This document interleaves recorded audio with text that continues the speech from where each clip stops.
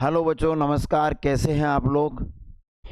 बिल्कुल बहुत अच्छे होंगे आप लोग। आप सभी का फिर से स्वागत है बीसीएस एकेडमी के ऑनलाइन प्लेटफॉर्म पर। बिल्कुल आप लोग सोच रहे होंगे कि बीच में 4-5 दिन का गैप कैसे लग गया, 5-10 दिन का ये गैप कैसे लग गया। तो कुछ निजी व्यस्तता और टेक्निकल इश्यूज के कारण हम लोग आपसे दूर रहे, लेकिन अब आपके लिए फिर से तैयार है। अब आपकी केमिस्ट्री की क्लासेज फिर से रेगुलर आने वाली है। केमिस्ट्री और फिजिक्स की क्लासेज आपको रेगुलर मिलने वाली है, इसलिए डरने की ज़रूरत नहीं है। मैं आपका दोस्त एसपी सोंडा फिर से मौजूद हूँ आपके साथ। हमने थोड़ा सा रिवाइज करा देता हूँ, जो भी चीज़ें अपन ने करी थी उनके बारे में थोड़ा ब्रीफ कर देता हूँ ताकि आपको याद रहे, क्योंकि 10 दिन में आपकी, मुझे पता है आप पुरानी बातें जल्दी भूलने में बिलीव करते हो। हम लोग पढ़ रहे हैं विद्युत रसायन। हमारा जो पाठ चल रहा है वह है विद्युत रसायन। विद्युत रसायन, इलेक्ट्रोकेमिस्ट्री, इलेक्ट्रो केमिस्ट्री, इलेक्ट्रोकेमिस्ट्री। इसमें अपन ने कहा कि इलेक्ट्रोकेमिस्ट्री का मतलब होता है ऊर्जाओं का रूपांतरण, खासकर विद्युत ऊर्जा का रूपांतरण रासायनिक ऊर्जा में और रासायनिक ऊर्जा का रूपांतरण विद्युत ऊर्जा में। आवाज़ वगैरह सब ठीक आ रही है ना? एक बार कमेंट करके आप बता दीजिए कि आवाज़ वगैरह सब ठीक है।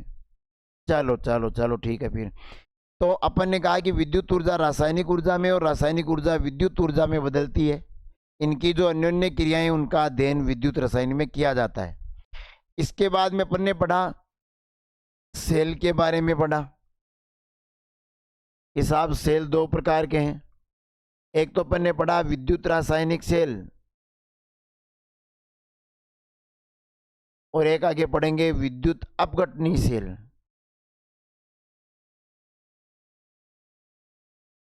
विद्युत अपघटनी सेल, विद्युत रासायनिक सेल वो है जो रासायनिक ऊर्जा को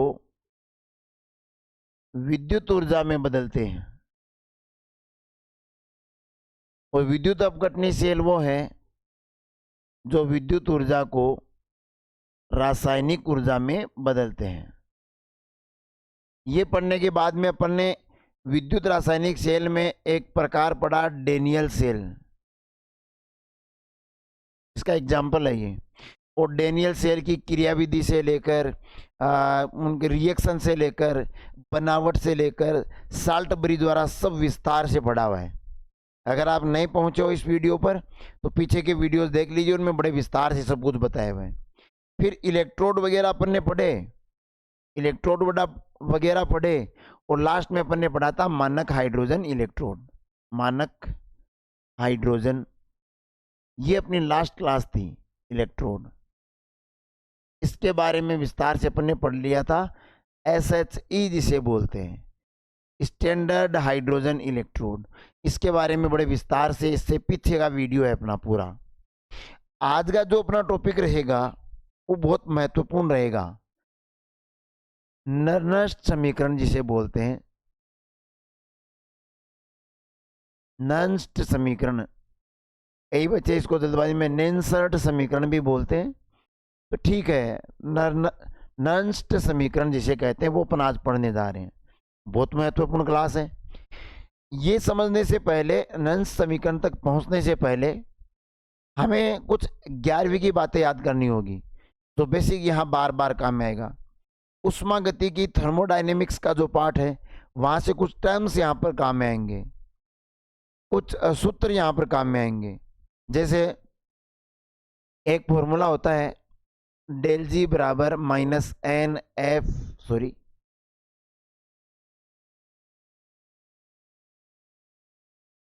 डेल जी बराबर minus N F E cell. ये 11th की थर्मोडायनेमिक्स क्लास से है। पर मुझे पता है मुस्कुराने की या डरने की ज़रूरत नहीं है। मुझे पता है आप भूल चुके हैं। मैं आपको थोड़ा रिकेप करा देता हूँ, याद करा देता हूँ इसमें कौन क्या सुनो। इस डेल जी की कहानी को पहले समझते हैं, ये चीज़ें समझ में आ जाएगी अपने। देखो सुनो, डेल जी होता है गिब्स ऊर्जा, गिब्स ऊर्जा। और डेल जी का एक्चुअल फॉर्मूला ये होता है डेल जी बराबर माइनस निकाय द्वारा किया गया उपयोगी कार्य इसके बराबर होता है डेल जी। पर पहले मैं थोड़ा आपको समझा देता हूँ ये डेल जी यानी गिब्स ऊर्जा क्या है, इसकी वैल्यूज की क्या वैल्यू है, मतलब किस तरह इसको समझते हैं, ध्यान से देखिए। सॉरी, देखो सुनो, जैसे अपन कह रहे हैं, एक मिनट, जैसे अपन कह रहे हैं कि सर डेल जी की वैल्यू पॉजिटिव भी हो सकती है, डेल जी की वैल्यू नेगेटिव भी हो सकती है, और डेल जी की वैल्यू जीरो भी हो सकती है, जीरो भी हो सकती है। अब क्या मतलब है डेल जी यानी उपयोगी कार्य यानी गिब्स ऊर्जा की प्लस वैल्यू होने के, माइनस वैल्यू होने के, या जीरो वैल्यू होने के। तो ध्यान देना, अगर डेल जी की वैल्यू माइनस है उसको कहा जाता है स्वतः प्रक्रम, अगर डेल जी की वैल्यू पॉजिटिव है तो कहा जाता है अस्वतः प्रक्रम, और अगर जीरो है तो बोलते हैं साम्य अवस्था। ये चीजें हैं।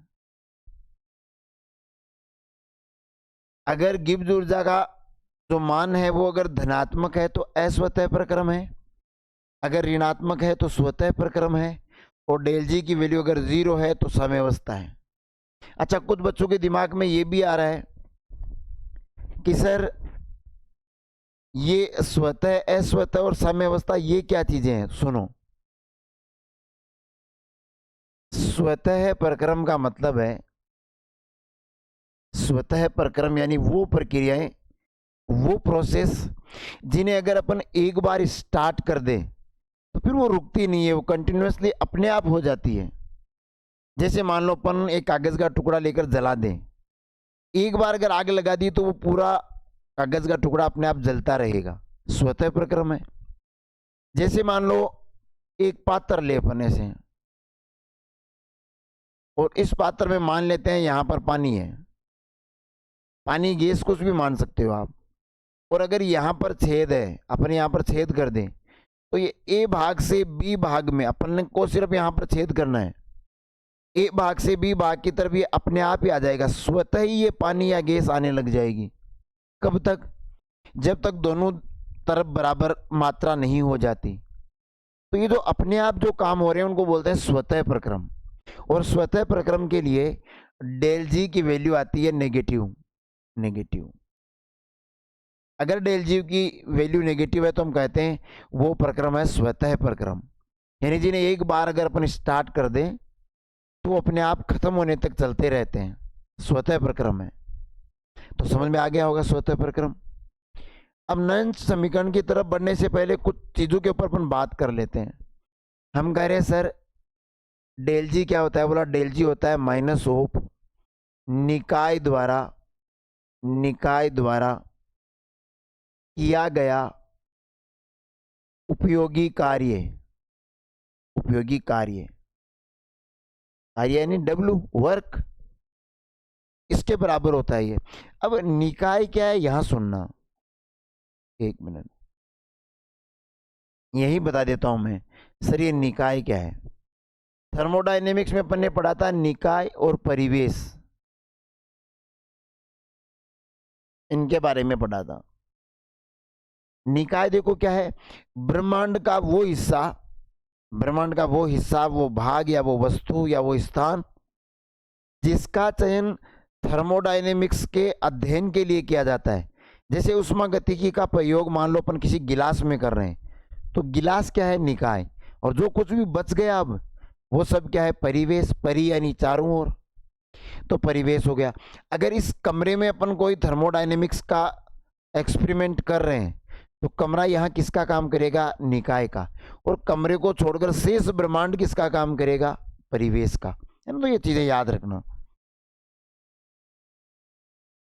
चलो देखो, अपन ने कह दिया डेल जी बराबर माइनस निकाय द्वारा किया गया उपयोगी कार्य के बराबर होता है, ठीक है।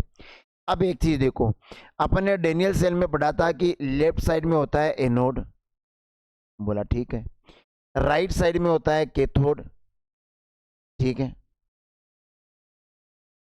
अब एनोड पर चार्ज होता है नेगेटिव और कैथोड पर चार्ज होता है पॉजिटिव।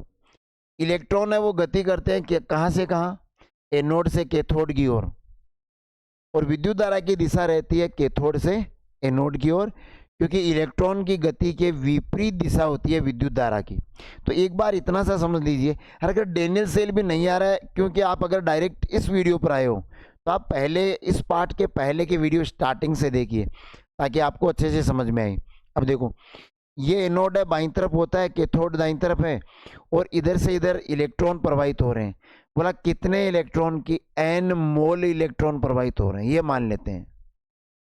अब जैसे मैं कहूँ जिंक और कॉपर है, अगर ये इलेक्ट्रोड जिंक और कॉपर के बने हैं तो हमें पता है Zn बदलता है Zn2+ में कॉपर Cu+2, वो 2 इलेक्ट्रॉन ग्रहण करके बना लेता है Cu। यानी कितने मोल इलेक्ट्रॉन, 2 इलेक्ट्रॉन, यानी 2 मोल इलेक्ट्रॉन का आदान प्रदान होता है। तो यहाँ पर अपन ये मान के चलते हैं, सर कि n मोल इलेक्ट्रॉन का आदान प्रदान हो रहा है, n मोल इलेक्ट्रॉन का। अब एक तरफ एक चीज समझिए कि एक इलेक्ट्रॉन पर आवेश, थोड़ी फिजिक्स आएगी यहाँ पर, एक इलेक्ट्रॉन पर आवेश कितना होता है, 1.6 गुणा 10⁻⁻19 कूलाम। पढ़ा हुआ है, कोई दिक्कत नहीं है, केमिस्ट्री में पढ़ा होगा या फिर फिजिक्स में तुमने पढ़ाई होगा। तो एक इलेक्ट्रॉन पर चार्ज होता है 1.6 इंटू 10⁻⁻19, 1.6 गुणा 10⁻⁻19 कूलाम एक इलेक्ट्रॉन पर आवेश होता है। एक इलेक्ट्रॉन पर यदि इतना आवेश है तो बोला, सॉरी,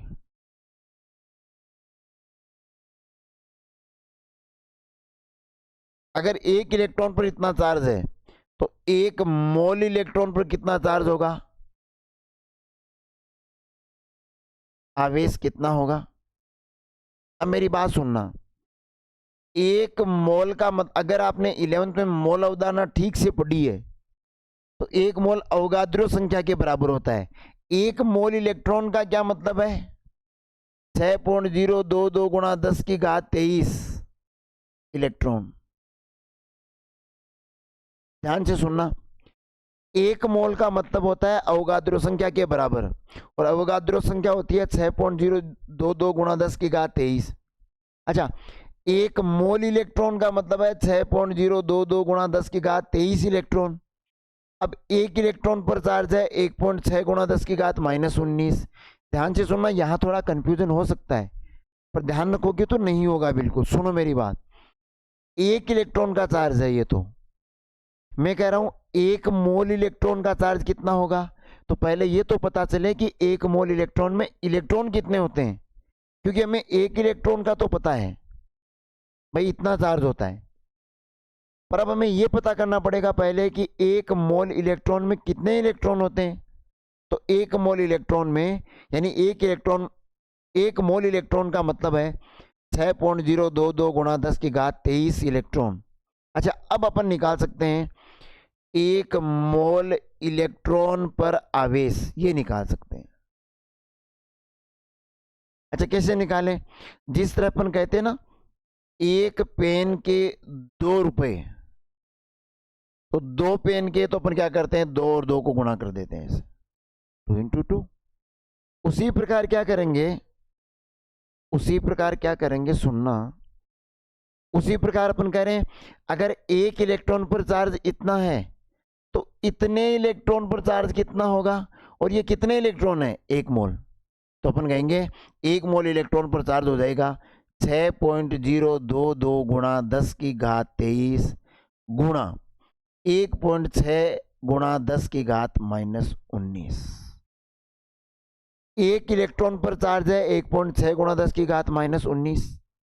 तो बोला इतने इलेक्ट्रॉन पर, ये कितना इलेक्ट्रॉन है, 1 मोल, इतने इलेक्ट्रॉनों पर कितना चार्ज होगा, तो इससे गुणा कर देंगे। अब इसका जब वैल्यू निकालते हैं तो वो आता है 96500 कूलाम, ये आता है, और इसी को बोलते हैं 1 फेरेड।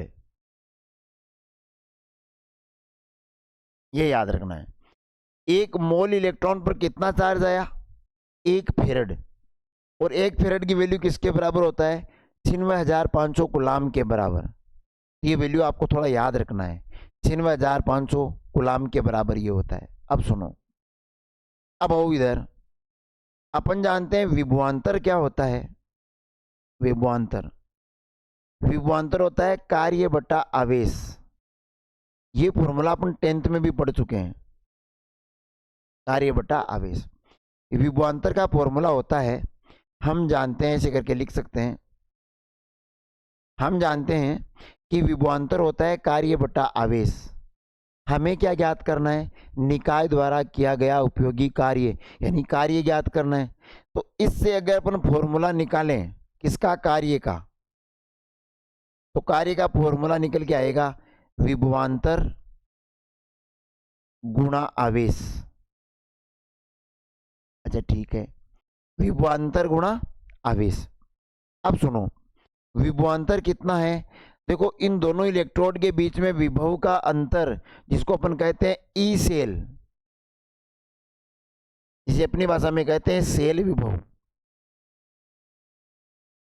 सेल विभव ये है। क्योंकि ई सेल क्या होता है, ई कैथोड माइनस ई एनोड। अब ई कैथोड और ई एनोड क्या है, इलेक्ट्रोड विभव। ई कैथोड तो है कैथोड का इलेक्ट्रोड विभव, और ई एनोड है एनोड का इलेक्ट्रोड विभव। इलेक्ट्रोड विभव का अंतर, विभव का अंतर क्या कहलाता है, विभवांतर। तो ये जो ई सेल है ना, ये एक्चुअल में विभवांतर ही है। दो इलेक्ट्रोड के बीच का विभव का अंतर विभवांतर क्या है, ई से माने सेल विभव। अब देखो नए पेज से कर लेते हैं। सुनो, वापिस थोड़ा रिपीट कर देता हूं, सुनो। हम लिख रहे हैं डेल जी बराबर माइनस निकाय द्वारा किया गया उपयोगी कार्य, उपयोगी कार्य। ये अपन लिख रहे हैं क्या, डेल जी बराबर माइनस ऑफ निकाय द्वारा किया गया उपयोगी कार्य। अब सुनो, बोला 1 मोल इलेक्ट्रॉन पर चार्ज है 1 फेरेड, तो n मोल इलेक्ट्रॉन पर चार्ज कितना है, n मोल इलेक्ट्रॉन पर आवेश कितना है, n फेरेड। सुनो वापस सुनो, हम ये कह रहे हैं, इधर लिख देता हूं मैं, हम ये कह रहे हैं एक ध्यान से सुना, या कंफ्यूज है, एक इलेक्ट्रॉन पर आवेश हम जान रहे हैं 1.6 गुणा 10 की घात -19 कूलाम होता है। आराम से सुनो। अच्छा, एक इलेक्ट्रॉन पर इतना, तो एक मोल इलेक्ट्रॉन पर कितना, तो पहले हमें ये तो पता हो ना, एक मोल इलेक्ट्रॉन में इलेक्ट्रॉन कितने, बोला एक मोल इलेक्ट्रॉन में होते हैं 6.022 गुणा 10 की घात 23। अच्छा, इतने इलेक्ट्रॉन है और एक इलेक्ट्रॉन का चार्ज है 1.6 गुणा 10 की घात -19, तो ये एक मोल पर चार्ज आ जाएगा 96,500 कूलाम। और इस 96,500 कूलाम को भी बोलते हैं 1 F, यानी 1 फेरेड। ये याद रखना है। अच्छा, हम ये कह सकते हैं क्या, एक मोल इलेक्ट्रॉन पर चार्ज कितना, बोला 1 फेरेड चार्ज है। तो एक मोल इलेक्ट्रॉन पर अगर 1 फेरेड चार्ज है, तो n मोल इलेक्ट्रॉन पर कितना, n मोल इलेक्ट्रॉन पर चार्ज हो गया NF। NF, F का मतलब फेरेड।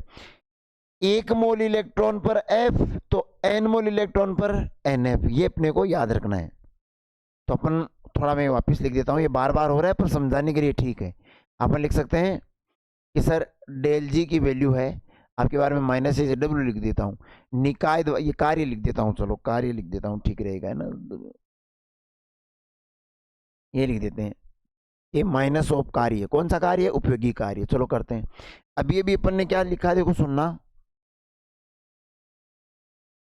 ये देखो, हम जानते हैं कि विभवांतर होता है कार्य बटा आवेश, तो कार्य बराबर क्या हो जाएगा, विभवांतर इंटू आवेश। यहां पहुंचते हैं वापिस।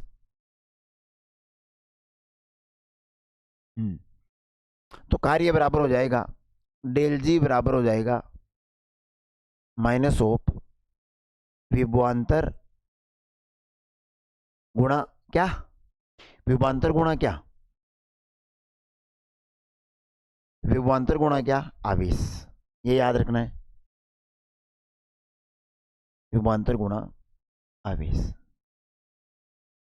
अब अपन कह रहे हैं डेल जी बराबर माइनस तो आ गया, आवेश कितना था NF, आवेश कितना था NF, और विभवांतर किसको कहा, ई सेल को, तो ये वैल्यू आ गई अपने पास।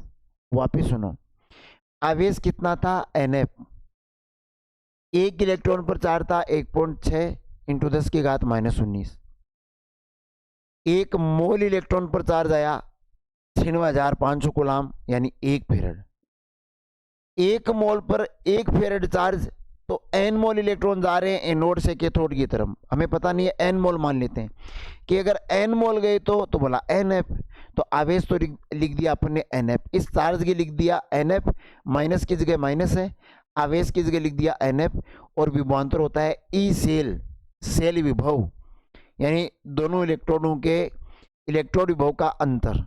तो अपने पास फॉर्मूला निकल के आ गया, डेल जी बराबर, अभी नैन्स समीकरण की तरफ नहीं बढ़े हैं, अभी उसमें काम में आने वाले समीकरण समझ रहे हैं, क्योंकि मैं डायरेक्टली अगर ये लिख देता तो पल्ले नहीं पड़ता, मैंने विस्तार से बताया है। आगे देखो कि डेल जी बराबर आ गया माइनस NF सेल, पर यदि मानक अवस्थाएं हो तो, मानक अवस्था STP, standard temperature and pressure, एक वायुमंडलीय दाब हो, 298 केल्विन ताप हो, तब क्या हो, तो तब इस फॉर्मूले को ऐसे लिखा जाता है, डेल जी नोट बराबर माइनस NF, ई सेल की जगह जाएगा ई नोट सेल। ये देखो, ये समीकरण नंबर 1 दे देते हैं, ये समीकरण नंबर 2 दे देते हैं, तो अपने पास 2 समीकरण आ गई, डेल जी की वैल्यू और डेल जी नोट की वैल्यू आ गई। अब 11th की उष्मा गति का एक समीकरण है, हम जानते हैं, ये समीकरण नहीं है, हम जानते हैं, ये तो मैं बता रहा हूँ, हम जानते हैं, हालांकि जानते वानते कुछ नहीं है, पर ठीक है लिख देते हैं, अगले को नहीं पता चलेगा ना कि हम जानते हैं। डेल जी बराबर होता है del G naught plus RT ln Q, ये समीकरण आपको याद रखना होगा, ये समीकरण याद रखना पड़ेगा। इसको समीकरण नंबर में 3 दे देता हूं कि डेल जी बराबर del G naught plus RT ln Q। हाँ, इसके सदस्यों से आपका इंट्रोडक्शन करा देता हूं। डेल जी को आप जानते हो, डेल जी गिब्स ऊर्जा, मैं लिख देता हूं यहां डेल जी बराबर गिब्स ऊर्जा, डेल जी नोट बराबर मानक गिब्स ऊर्जा, ठीक है, R बराबर गैस नियतांक 8.314 जिसकी वैल्यू होती है ये।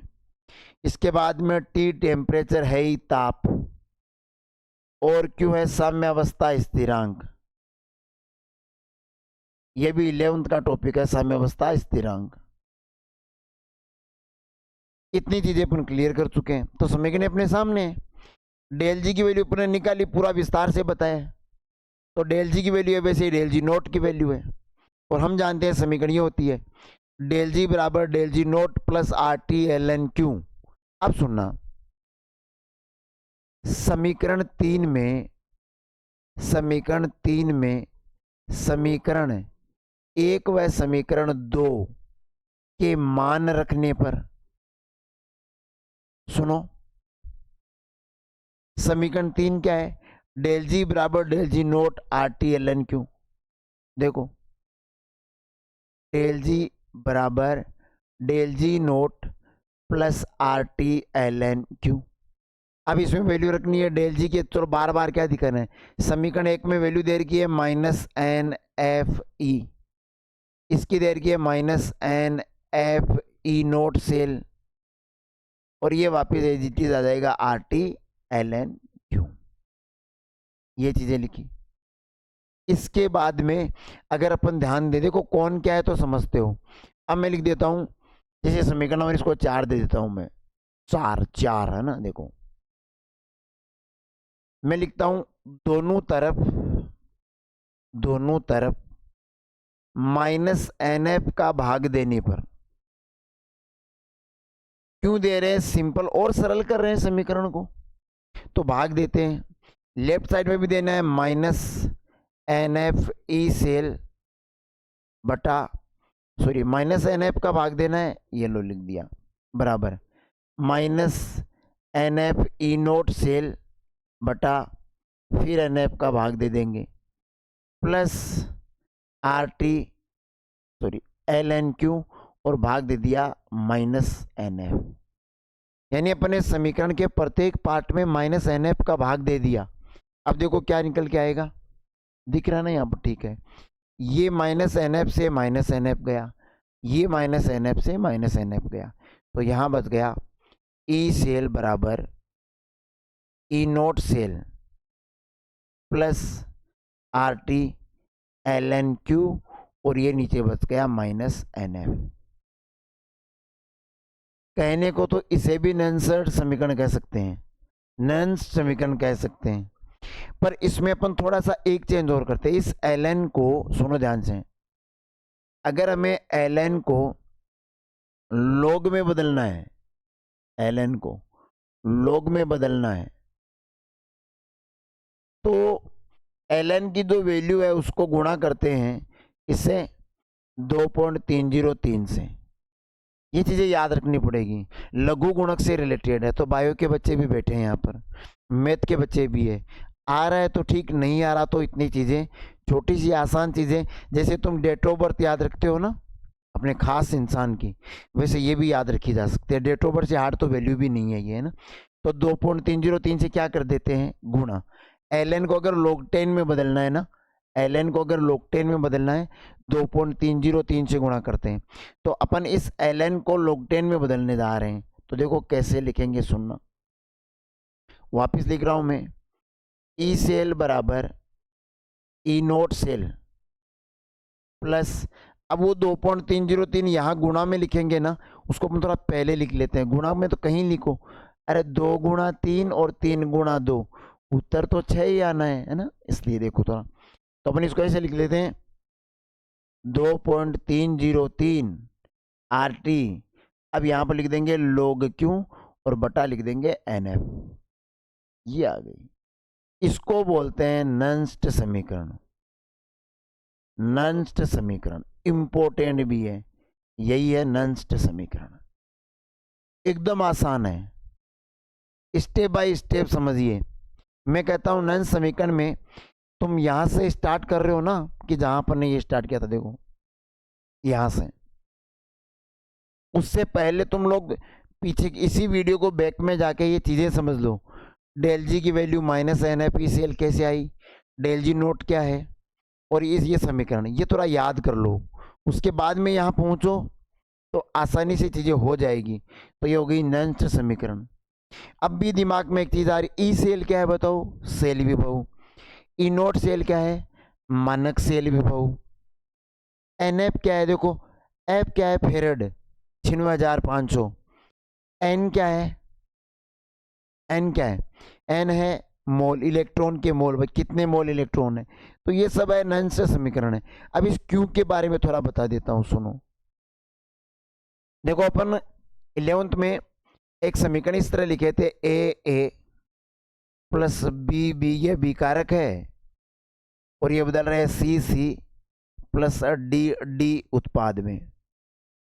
इनके लिए अगर हमें साम्यावस्था स्थिरांक क्यों ज्ञात करना है, तो उत्पाद का सक्रिय द्रव्यमान बटा विकारक वाला लिख रहे थे, तो उत्पाद कौन है, सी की घात सी, देखो, और डी सॉरी